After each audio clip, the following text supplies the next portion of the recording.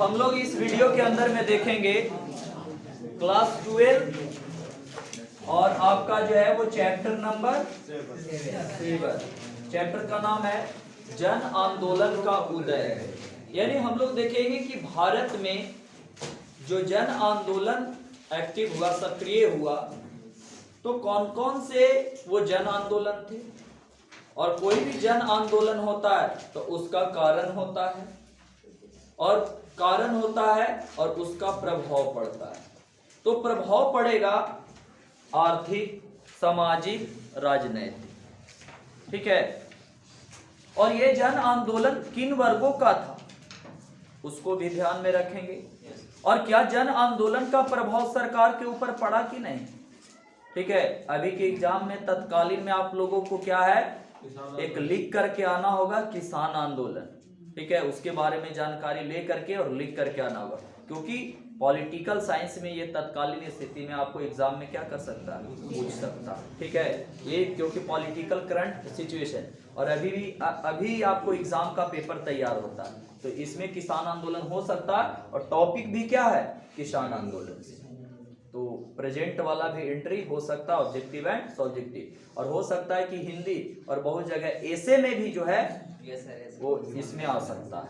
चलिए आइए, तो एक आपका जो है मोमेंट पढ़ेंगे चिपको आंदोलन। क्या है, ठीक है। चिपको आंदोलन क्या था उसके बारे में जो है कि हम लोग समझते हैं, ठीक है। तो देखिए, अगर चिपको आंदोलन की अगर बात करें तो इसकी जड़ें जो है वो बहुत दूर से इसको माना जाता है। ये जड़ जो हम लोग रख रहे हैं ये बुक का कंटेंट है, लेकिन इसके पहले भी अगर एक कंटेंट को देखें तो वो कंटेंट आता है राजस्थान के क्षेत्र से, ठीक है। राजस्थान के क्षेत्र में जो राजा था वो अपने महल को बनाने के लिए पूरा आपका जो है उस क्षेत्र के बहुमूल्य कीमती लकड़ियों को जो है पेड़ों को कटवा रहे थे कि भाई इसको महल को और बेहतर करना। वहां के स्थानीय एक महिला गौरी, ठीक है, देवी का नाम सुने होंगे, उन्होंने जो है वो विरोध किया था और यह आंदोलन बहुत सक्रिय हुआ। अंततः राजा को वहां पे झुकना पड़ा और वन संरक्षण अधिनियम के तहत जो काट रहे जो वन है उस पर उसको रुकना पड़ा, ठीक है। तो वो उतना सक्रिय नहीं हुआ जितना कि चिपको आंदोलन जो सुंदरलाल बहुगुणा के द्वारा चलाया गया। तो चिपको आंदोलन का शुरुआत जो है वो ग्रामीण परिवेश से होता है, ग्रामीण क्षेत्रों से होता है। अब इसमें इंपॉर्टेंट क्वेश्चन आपका आ जाएगा कि भाई चिपको आंदोलन का प्रणेता किसे माना जाता है, और ये बहुत बार एग्जाम में आपका क्वेश्चन पूछ चुका है, ठीक है। तो इसका जो शुरुआत है चिपको आंदोलन का, तो इसका शुरुआत हुआ था हिमालय के जो क्षेत्र है गढ़वाल क्षेत्र है, ठीक है। हिमालय का गढ़वाल क्षेत्र, ठीक है, उत्तराखंड वाला जो है वो प्रदेश है। और इसका शुरुआत 1979 में हुई है, 73 में, अलग अलग बुक में अलग अलग थोड़ा कंटेंट आपका दिया हुआ है, ठीक है। कहीं पे आपका जो है कि 1973 एक्चुअली भी दिया हुआ है, ठीक है। तो इसीलिए अगर जो नहीं आपका क्लियर है तो ये इसको दशक में अलग अलग बुक में थोड़ा कंटेंट अलग दिया हुआ, लेकिन अकॉर्डिंग टू एनसीईआरटी क्या होगा, ठीक है। और आप देखिएगा ये गूगल वाला क्या है, लेकिन आप लोग का सटीक आंसर क्या होगा, ठीक है, एनसीईआरटी वाला। तो इसीलिए अगर जो हम लोग इसको क्या कर सकते हैं, दशक में रख सकते हैं। तो अब आपका जो होता है चिपको आंदोलन का अर्थ क्या होता है, ठीक है। ऐसे आप परफेक्ट मानो इसी को, ठीक है, उसी को मानो 1973।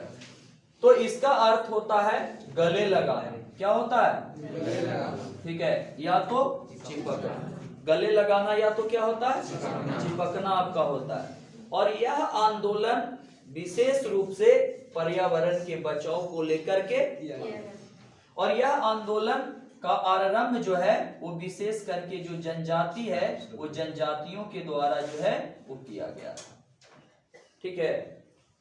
अब इसमें हुआ क्या था कि यह जो इलाका था यहाँ पे बहुमूल्य जो है वो लकड़ियां होती थी, हिमालय के गढ़वाल क्षेत्र उत्तराखंड प्रदेशों में। तो सरकार को लगा कि भाई इन क्षेत्रों से हमें प्रॉफिट कमाना है, ठीक है, हमें ज्यादा लाभ कमाना है। सरकार ने निजी कंपनियों को इस प्रदेश में आपका जो है सौंप दिया, और ये कंपनियां प्राइवेट थे जो आपका क्या करते थे कि खेल जगत के जो काम आने वाले जो इंस्ट्रूमेंट होते हैं उन सब चीजों को ये कंपनियां बनाती थी, प्रोडक्शन का निर्माण करती थी। यहाँ के स्थानीय लोगों को सरकार पाबंदी लगा दिया, लेकिन ये जो जनजाति थे इनके लिए यह प्रदेश बहुत महत्वपूर्ण थे। महत्वपूर्ण इसलिए थे कि कृषि कार्य में होने वाले जो जितने भी इंस्ट्रूमेंट होते थे, औजार होते थे, वो जंगलों से मिलते थे। पशुओं का चारण जंगलों से होता था। लकड़ी जो ईंधन प्राप्त करना है ये जंगलों से होता था। तो यानी इन लोगों के लिए बहुत ही महत्वपूर्ण था जंगल, और जंगल पर सरकार जो है वो नियंत्रण को खत्म कर दिया था। तो वैसे स्थिति में इन लोग की समस्याएं बढ़ने लगी और ये आंदोलन पर सक्रिय होने लगे। हुआ यूं कि जब प्राइवेट कंपनियों को सौंपा गया था तो लगातार वृक्षों की कटाई होने से उन क्षेत्रों में पर्यावरण की समस्याएं देखने को मिलने लगी, और पर्यावरण की समस्याएं देखने को मिलने लगी तो वैसे स्थिति में जो है पर्यावरण के ऊपर नियंत्रण करना बहुत ही जरूरी था। अब जो था स्थानीय लोग सक्रिय हो गए, और स्थानीय लोग सक्रिय हो गए तो इसमें योगदान है सुंदरलाल बहुगुणा का।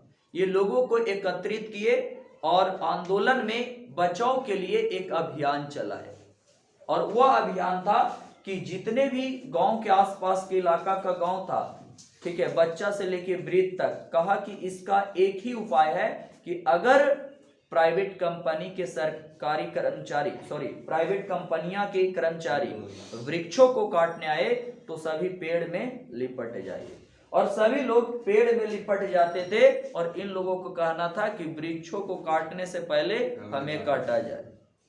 यह आपका आंदोलन स्थानीय स्तर पर था, लोकल था।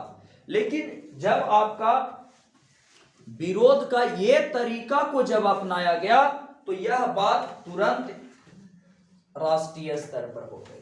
देखिए, कोई बहुत बड़ी न्यूज होता है लेकिन वो नहीं हाईलाइट हो पाता, इसका कारण है मीडिया दबा देता। अगर मीडिया आपका सक्रिय है तो सरकार के हर पहलुओं को वो दिखा सकती है, स्वतंत्र मीडिया। और इस आंदोलन का सिर्फ भारत में ही नहीं इसका अध्ययन किया जाता, व्यापक स्तर पर पूरे दुनिया के लिए ये सोच आपका बदलता है। क्योंकि अगर पर्यावरण संरक्षित नहीं रहेगा तो वन्य जीव प्राणी पर इसका क्या प्रभाव जो है वो पड़ेगा। तो यह आंदोलन सफल हुआ, सरकार को बाध्य होना पड़ा, झुकना पड़ा, और वृक्षों की लगातार कटाई पर भी प्रतिबंध लगा दिया गया, और प्राइवेट कंपनियों को यहां से जाना पड़ा, और पुनः स्थानीय लोगों को इन क्षेत्रों में अधिकार मिला, जिससे वे कृषि से संबंधित अपने औजार को प्राप्त कर सकते थे, ईंधन के लिए लकड़ियां प्राप्त कर सकते थे। ठीक है, अब इसका प्रभाव क्या पड़ा? तो इस आंदोलन का प्रभाव आपका पड़ा पर्यावरण संरक्षण के ऊपर ध्यान दिया गया। दूसरी बात, स्थानीय लोगों का जो वनों या जंगलों पर अधिकार था वो पुनः मिल गया। कटाई पर 10 सालों के लिए प्रतिबंध लगाया गया ताकि इसका पुनर्भरण हो सके। पुनर्भरण का मतलब होता है कि जो आपका क्या हो गया था, खत्म हो गया था, वो पूरा मिल सके। उसके बाद स्थानीय जो समाचार था, न्यूज था, ये राष्ट्रीय स्तर पर फैला, और इसकी जागरूकता सिर्फ भारत में नहीं बल्कि पूरे विश्व में। पूरे विश्व में इसकी जागरूकता जो है वो रहेगी। चलिए, तो ये क्वेश्चन वेरी वेरी इंपॉर्टेंट है। चिपको आंदोलन क्या है और इसका प्रभाव क्या पड़ा, एग्जाम के लिए बहुत इंपॉर्टेंट है। अब आते हैं दल आधारित आंदोलन। देखिए, सामाजिक और राजनीतिक रूपों में 20वीं शताब्दी के शुरुआत में यह आंदोलन शुरू हुआ, और जहां पे दल आधारित आंदोलन की बात करेंगे तो कई प्रकार के दल सामने आए। हो सकता है कि किसान दल हो सकता है, मजदूर का आपका जो है वो दल हो सकता है, ठीक है, पूंजीपतियों का भी दल हो सकता है, महिलाओं का भी दल हो सकता है। तो अलग अलग दल एक्चुअली आए, क्योंकि हम लोग देखे थे कि इंदिरा गांधी की जो सरकार थी 1971 में जो बनी थी, उसके बाद देश की हालात बहुत खराब था। बेरोजगारी चरम सीमा पर था, महंगाई चरम सीमा पर था, गरीबों की हालात खराब थी, ठीक है, चारों तरफ हाहाकार फैला हुआ था। और जब आर्थिक सामाजिक परिवेश और राजनीतिक की स्थिति खराब होता है तो विभिन्न वर्गों का जो जन आंदोलन होता है वो बड़ा व्यापक स्तर पर सक्रिय हो जाता है। और 20वीं शताब्दी के बाद तो फिर और भी हमारे देश के अंदर में बहुत सारे आंदोलन हुए। और आजादी के बाद अगर हम लोग देखें तो वैसे प्रदेश में जो मजदूर लोग रह रहे थे, जहां पे उनकी अच्छी सैलरी नहीं मिल रही थी, वो लोग आंदोलन में सक्रिय हो गए, ठीक है। जैसे कोलकाता हो, ठीक है, आपका महाराष्ट्र हो, कानपुर हो, वैसे प्रदेश जो औद्योगिक प्रदेश है जहां पे मजदूर अपने अधिकार को लेकर के आंदोलन कर रहे थे। किसान वर्ग वहां पे आंदोलन कर रहे थे जहां पे सरकार के द्वारा उनको सहायता नहीं प्रदान किया जा रहा था और उनके द्वारा उत्पादित फसलों को उतना अधिकार नहीं मिल रहा था। तो 20वीं शताब्दी के बाद जो है कि भारत में बहुत ऐसे प्रदेश है जहां पे आंदोलन सक्रिय रूप में लिया, और ऐसे स्थिति में मजदूर जो है वो संगठनों का निर्माण किया। क्योंकि देखिए, कोई भी संगठन आपका बनता है तो सरकार पर दबाव पड़ता है। आज किसान आपका जो है बिल जो सक्सेस हुआ, रद्द हुआ, वो कारण क्या है? किसानों का एक सशक्त संगठन। हालांकि कितने लोगों की जानें भी जो है वो गई। तो संगठन के अंदर में एक ताकत होता है, पावर होता है। अब देखिए, राजनीतिक दल से आपका जो है स्वतंत्र। अब कुछ और भी मोमेंट को देखते हैं। 70 और 80 के दशक की अगर बात करेंगे तो बहुत सारे स्वतंत्र आंदोलन सक्रिय हुए। स्वतंत्र मतलब अलग अलग आपका क्षेत्रों में अलग अलग वर्ग के द्वारा आंदोलन सक्रिय रहा। और ये सब जो आंदोलन सक्रिय था, ये आंदोलन था कि भाई हमारा देश लोकतंत्र है और जो संगठन है ये संगठन लोकतांत्रिक संगठन है, तो जिस अनुसार लोकतंत्र के अनुसार इस संगठन को चलना चाहिए, तो ये संगठित होकर के नहीं चल रही है या लोकतांत्रिक विधि द्वारा नहीं चल रही है, ठीक है। तो ऐसे स्थिति में क्या होगा? आंदोलन तो बढ़ेगा। अगर लोगों की आकांक्षाएं पूरा नहीं होगा तो इसका दबाव जो है वो सरकार के ऊपर पड़ेगा। और चुनावी राजनीतिक माहौल में जितने भी नेता होते हैं, वायदे शुरू में उनके लंबे लंबे होते हैं, बड़े बड़े होते हैं, और जैसे ही चुनाव को निकाल लेते हैं, सत्ता में आ जाते हैं, तो सारा उनकी जो कंटेंट होता है, बात रहता है, ये भूल जाते हैं। सिर्फ और सिर्फ क्या है? चुनावी रैलियों के समय आह्वान रहते हैं। और जिन वायदों से वो सत्ता में आते हैं, जब पूरा नहीं करते हैं तो फिर वर्गों के द्वारा, जन विशेष वर्गों के द्वारा आंदोलन क्या होता है? सक्रिय होता है। तो ऐसी स्थिति में जो है वो राजनीतिक दल कई बनते हैं और आगे आते हैं।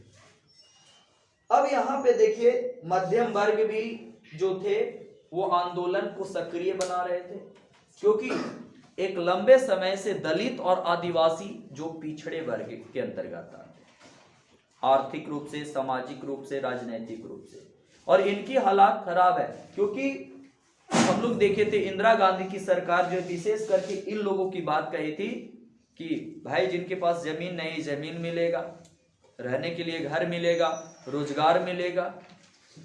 तो उस समय इंदिरा गांधी काफी बहुमत से जो है आगे निकले थे। लेकिन ये सब वायदे था, खत्म हो गया, तो वैसे स्थिति में लोग आंदोलन करते हैं और करना भी चाहिए, क्योंकि हमारा देश एक लोकतंत्र देश है। तो ऐसी स्थिति में मध्यम वर्ग भी ऊपर उठ करके आए। ठीक है, कई गांव में जो नीचे वर्ग के तबके के लोग दबे हुए थे, उसे ऊपर उठाने का जो है वो काम किए।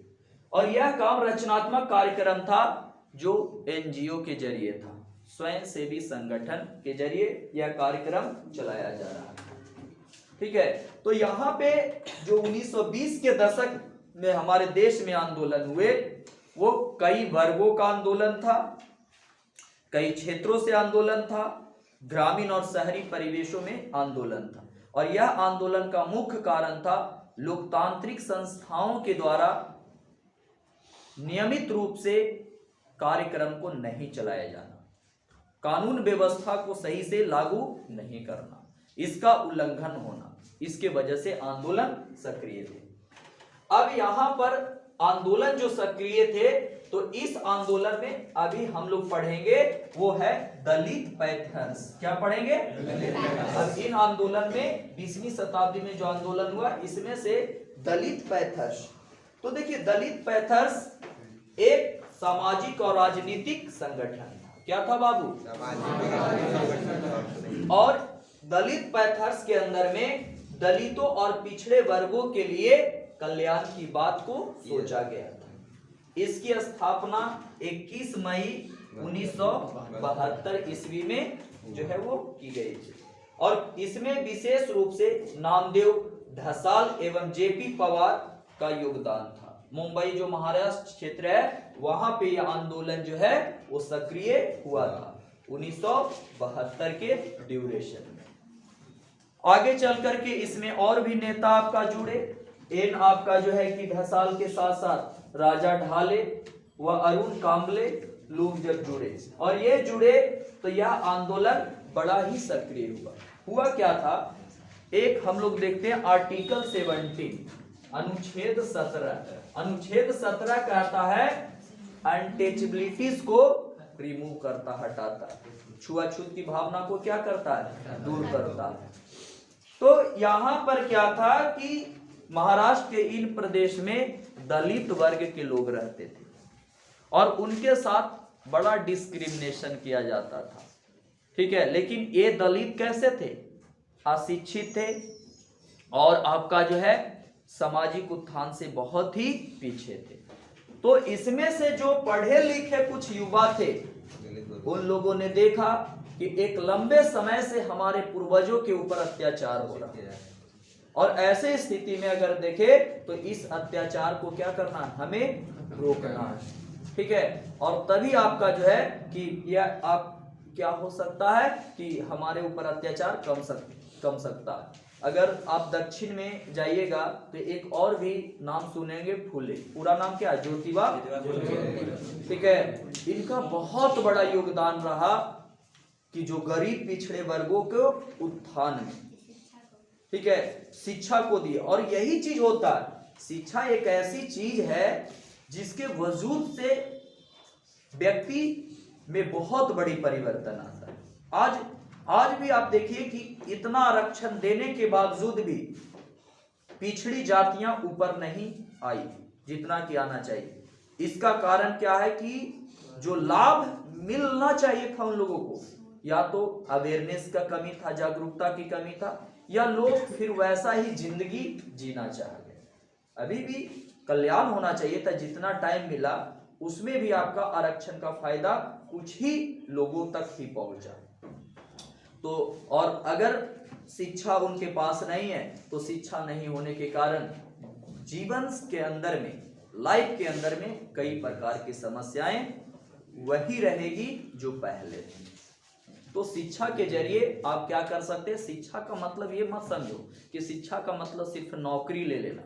ठीक है, जिस दिन आपको मकसद हो जाएगा कि शिक्षा का मतलब नौकरी लेना, तो कदापि नौकरी भी नहीं मिलेगा और जो उद्देश्य है वो भी नहीं होगा। शिक्षा का उद्देश्य इस चीज को लेकर के चलो कि नहीं, हमें लाइफ में कुछ करना है, हमें इसे सीखना है। ठीक है, ये सबसे बड़ी बात होता है। ठीक है, तब जा करके आपको ये होगा। लेकिन बार बार आप सोचोगे कि नौकरी नौकरी, ठीक है, तो ज्यादा ध्यान नौकरी पर होगा और जो कंटेंट है वो कंटेंट पर आपका ध्यान कम होगा।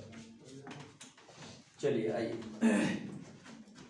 1960s के आपका दशक में यह आंदोलन और भी सक्रिय हो गया। पढ़ा लिखा युवा जो है वो देख रहा है जहां पर जा जा करके कि अत्याचार हो रहा है, तो उस अत्याचार की मुक्त कराने की बात कहा गया। और सबसे बड़ी बात है कि अत्याचार से मुक्त होने के लिए बौद्ध धर्म के जो संस्थाएं हैं वो जुड़ गई। किसके द्वारा?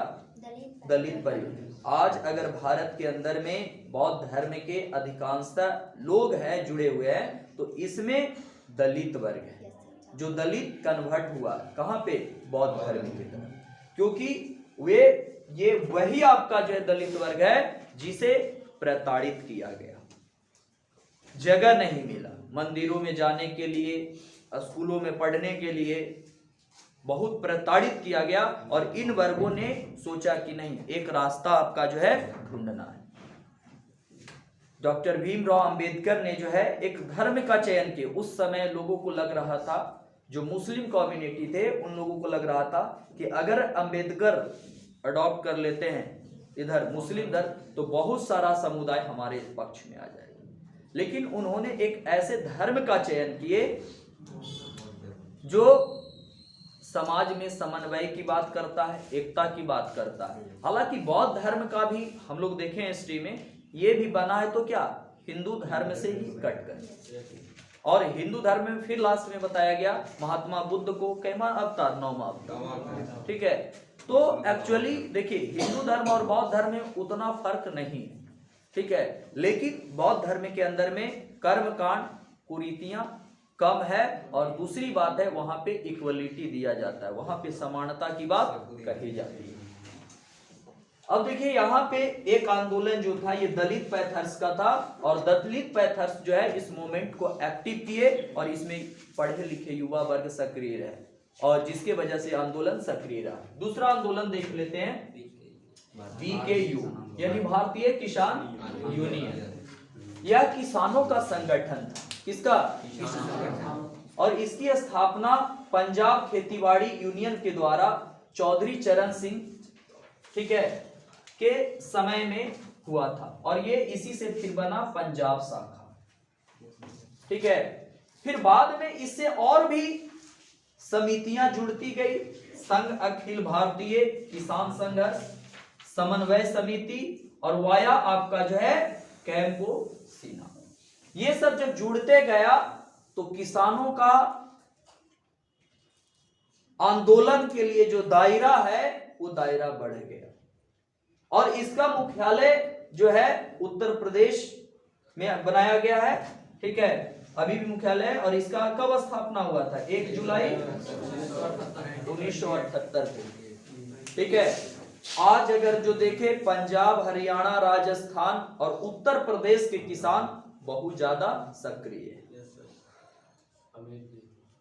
उनका मांग है कि सरकार कृषि के क्षेत्र पर विशेष ध्यान दे, खाद हो, बीज हो, सिंचाई का साधन हो, बिजली हो, परिवहन का साधन हो, उचित मूल्य पर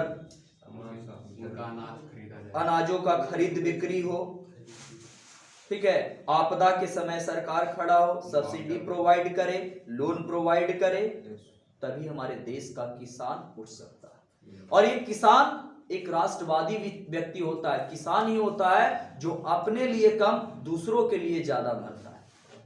कभी किसान कहता है कि भाई ठंडा है तो खेत में गर्मी एक पैदा कर दे, गर्मी, या गर्मी है तो पूरा ठंडा, ठीक है, कोई भी मौसम हो, किसान जो होता है अपने खून और पसीने से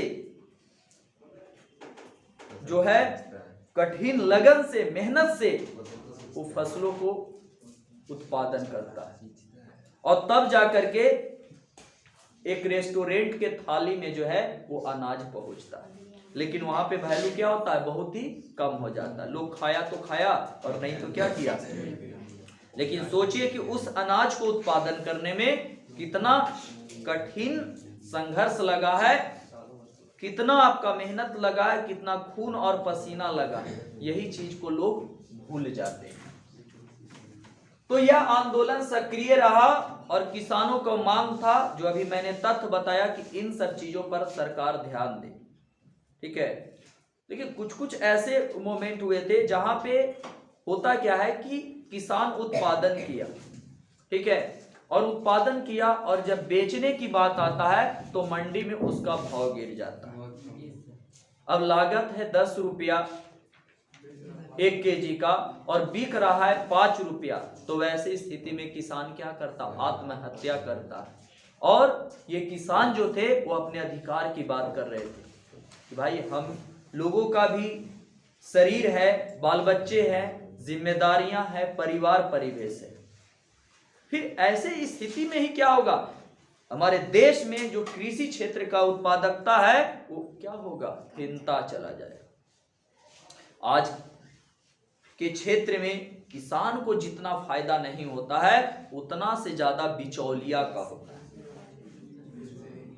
बिचौलिया पर्सन को ज्यादा आपका फायदा होता है। चलिए, तो ये था किसान आंदोलन और इसमें प्रमुख नेता चौधरी चरण सिंह, एमडी महेंद्र सिंह टिकैत। ठीक है, अभी भी आपका जो है देखे होंगे दिल्ली के जो धरना पर थे तो वहां पे एक टिकैत थे, उनके भाई संबंधी आपका जो वो लगते हैं। तो अभी भी इन राज्यों में आंदोलन सक्रिय है। उसके बाद आप देखेंगे महिलाओं वाला एक आंदोलन, ताड़ी विरोधी आंदोलन। 1972 में आंध्र प्रदेश का एक नेल्लौर जिला था, वहां से आंदोलन ये शुरू होती है और इसमें भारी संख्या में महिलाएं शामिल होती है। इसका मेन उद्देश्य था शराब की लत को क्या करना? समाप्त करना। तो इसकी शुरुआत हुआ कैसे, इसका उदय हुआ कैसे? तो हुआ क्या था, ये आपका आंदोलन इतना जो है वो सक्रिय कैसे हुआ कि कुछ पढ़ी लिखी जो महिलाएं थी, कही कि भाई प्रौढ़ शिक्षा को क्या करना? एक्टिव करना है, सक्रिय आपका जो करना है। तो उसमें से पढ़ी लिखी आपका जो है महिलाएं जागरूकता करने लगी कि देखो हमें बेहतर स्थिति तब मिल सकती है जब हम पढ़ेंगे लिखेंगे, तभी हमारे बाल बच्चे भी आगे बढ़ेंगे। लेकिन इसमें से नेल्लौर क्षेत्र में क्या था कि वहां पे नारियल का पेड़ होता, नारियल के पेड़ पर से उतारा जाता अस्काई जूस, जिसको कहते हैं ताड़ी। क्या कहते हैं? ठीक है, हालांकि नीतीश सरकार जो है इसको कहता है नीरा, क्या बोलता है ना। और इससे भी चीनी बनाया जा सकता है और बनाया जाता भी है। ठीक है, ये एक तरीका से अगर सनलाइट नहीं पड़े तो ये जूस के समान काम करता है। ठीक है, ताड़ का पेड़ होता है, नारियल और खजूर का पेड़ होता है, इससे भी ताड़ी को क्या किया जाता है? निकाला जाता है। अब सुनिए, तो होता क्या था कि नेल्लौर का जो क्षेत्र था, प्रदेश था, तो यहाँ पे गुड मॉर्निंग में जो जितना पुरुष थे वो निकल जाते थे, कहाँ? घर से बहरिया। ठीक है, और जाने के बाद ठीक है चल जाते थे कहाँ पे? जहाँ पे ताड़ी का अड्डा होता है। ठीक है, और खूब आपका जो है वो चढ़ाते थे और चढ़ाने के बाद झूम बराबर झूम सराबी। 10 बजे 11 बजे पहुंच गया घरे, उसकी पत्नी मतलब फगुनिया अगर जो बोली कि काहे जी ऐसे काहे कर रहे हैं, ठीक है, तो व्यक्ति जब नशा में होता है तो दूसरा का कम सुनता है और अपना अब आपका अपना पत्नी को, बाल बच्चे को मार पीट करना शुरू कर देता। और इस तरीके से उन घरों में आर्थिक स्थिति बहुत ही गंभीर है। जिसके घर में पियाक हो, ठीक है, तो उसके घर का स्थिति बहुत ही खराब होता है। ठीक है, क्योंकि कमाने वाला पुरुष ना होता है जी, महिला तो घर में आपका जो होती है। अब धीरे धीरे आर्थिक स्थिति खराब हो रहा है, ना तो बाल बच्चे का सही पालन पोषण हो रहा है और ना ही तो शिक्षा प्राप्त कर रहे हैं। तो ये हालात पूरा मोहल्ला का बना हुआ रहता था, सबका पति आता था और इसी तरीका से बीता था। तो उसमें से कुछ आपका जो है वो पढ़े लिखे आपका जो महिलाएं थी वो कही कि ये सब मानेगा नहीं, बाप से ये सब मानेगा नहीं, लात से मानेगा। ठीक है, महिलाओं ने भी क्या की, कमर कस ली। कमर कसना का मतलब समझ लेते। और जिसके पति आपका पकड़ा जाए बियाक में, ठीक है, ले झड़ुआ ले बढ़नी सोटना शुरू कर दी, तो वैसी स्थिति में जो है विरोध होने लगा। अच्छा, बहुत सारे जो महिलाएं थी वो महिलाएं उन अड्डों पर गई जहां पे शराब बिकता है कि उसको बंद किया जाए। वहां पर भी तोड़ फोड़ धरना प्रदर्शन किया और यहां तक कि जिले के जो मजिस्ट्रेट है उसको भी अलर्ट किया। लेकिन जिले के मजिस्ट्रेट और जो थानेदार थे वो मिले थे, क्योंकि इनसे उनको ज्यादा फायदा होता। ताड़ी वाला जो है उसको क्या करता था, टैक्स के रूप में या जो भी कहो पैसा प्रदान करता था। तो इसमें प्रौढ़ महिलाएं अधिकार की जो है वो बात की और धीरे धीरे यह जो भीषण गर्मी है वो पूरे क्षेत्र में फैलने लगा। 5000 गांव के महिलाएं सक्रिय होने लगी। ठीक है, अब इसके बाद क्या हुआ, सरकार के ऊपर जो है वो दबाव बढ़ने लगा। और हालांकि नेल्लौर में जो डिस्ट्रिक्ट था, ताड़ी नीलामी को लेकर 17 बार क्या किया गया, उसको जो है मतलब उसको एक्शन किया गया, उठाया गया, लेकिन आपका ये इसको रद्द कर दिया गया क्योंकि उसको फायदा होता था लोकल लोगों को। जब यह व्यापक स्तर पर आंदोलन सक्रिय हो गया तो ऐसे स्थिति में जो है कि शराब को लेकर के सरकार को झुकना पड़ा और उन क्षेत्रों में पाबंदी लगानी पड़ी, जैसे कि बिहार में। लेकिन बिहार में जो शराब बंदी है नाम का है, ठीक है, अगर जरूरत पड़े तो आपको शराब मिल जाएगी, समझे। और अभी तो नीतीश चाचा का विशेष कानून आया है, समझे। और अभी देखे बिहार में कुछ लोग जो है वो बिहार में शादी में आए थे, पेपर में देखे थे ना, पार्टी करने आए, बेचारा होटल में पार्टी कर रहा था, पकड़ा गया, ठीक है, लेके चल गया ससुराल। अब है ताड़ी विरोधी के आपका जो है कि क्या कारण है, इसका विरोध का क्या कारण था, ठीक है। तो इसका कारण था कि भाई ताड़ी की बिक्री बंद करो, ठीक है, क्योंकि जब व्यक्ति पीता है ताड़ी सूर्य का प्रकाश वाला तो वो आपका झूमता है और घूमता है, काम नहीं करता है, ठीक है। तो और क्या है, घरेलू हिंसा आया, अपनी पत्नी को बाल बच्चे को मारपीट करना शुरू किया, अत्याचार करना शुरू किया, यौन उत्पीड़न का जो है उसको शिकार होना पड़ा, और लैंगिक भेदभाव, यानी पुरुष जो है वो क्या कर रहा है, महिला के ऊपर डोमिनेट कर रहा है, मारपीट, उसके अधिकार को हनन कर रहा है, ठीक है। तो ये सब आपका भेदभाव का विरोध में ये आंदोलन सक्रिय था। इसका परिणाम क्या हुआ, शराब बंदी करना पड़ा और कठिन नियम कानून को लाना पड़ा, ठीक है। जो घरेलू हिंसा होता था उस पर जो है वो नियम लाया गया। और 73वें और 74वें जो संशोधन हुआ था उसमें महिलाओं को आरक्षण की बात जो है वो कही गई और अपने अधिकारों के लिए ये आपका महिलाएं लड़ी, जागरूकता लाई, और जागरूकता लाई तो यह संदेश पूरे भारत में, पूरे दुनिया में गया कि कहीं ना कहीं ताड़ी विरोधी भी आंदोलन हुआ। तो अभी हम लोग देखे कि 1920 के दशक में जो आंदोलन था उसमें हम लोग देखे दलित पैंथर्स, उसके बाद देखे क्या चीज, किसान, और उसके बाद महिलाएं। अभी और भी हम लोग को देखना है जिसमें नेक्स्ट वीडियो में देखेंगे नर्मदा बचाओ आंदोलन।